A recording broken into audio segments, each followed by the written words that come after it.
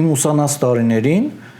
կոմպոզիցիոն հնարքներից մեկը ֆուգա գրելն է, պոլիֆոնիկ առարգայթ է, բազմաձայնության էլեմենտներից մեկն է եւ ամբողջ կուրսը, որ շատ տաղանդավոր են եղել իմ ամբողջ կուրսը, շատ տաղանդավոր երաժիշտներ էին, ֆուգան որ գրում ենք, ինչ որ մի տակտ ես գրում եւ դա մեխանիկական էլեմենտներով երկարացում հասնում ես մոտ ինչքան ուզես, կես ժամ, եթե ուզես։ Բոլորը պարտավոր էին գրել Բախի ոճով, միայն ինձ էր թույլ տված շարականի ոճով գրել։ Ոչ մեկը իրավունք չուներ շարականի ոճով գրել, եւ դա մինչեւ հիմա պահպանվում է։ Բոլորը պարտավոր են ֆուգան գրել Բախի ոճով։ Դուք կասեք, ով է տվել այս հրամանը։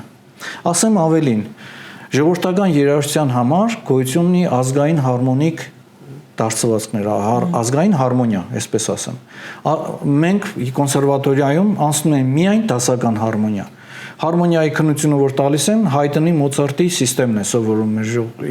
երաժիշտը եւ հանգարց մեկը փորձի շեղվել, չի կարող։ Ժողովրդական նվագարանների բաժինն էլ, ժողովրդական երգի բաժինը։ Բոլորը սովորում են դասական հարմոնիա։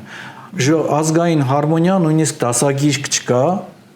այսինքն ազգային երաժշտություն, եթե ձայնավորես, այդ հարմոնիկ սիստեմը, որտեղ ազգային լատերը ուրիշ են։ Եվրոպայում 2 լատ կա, մեր մոտ շատ են այդ լատերը։ Այդ սիստեմը նույնիսկ չկա։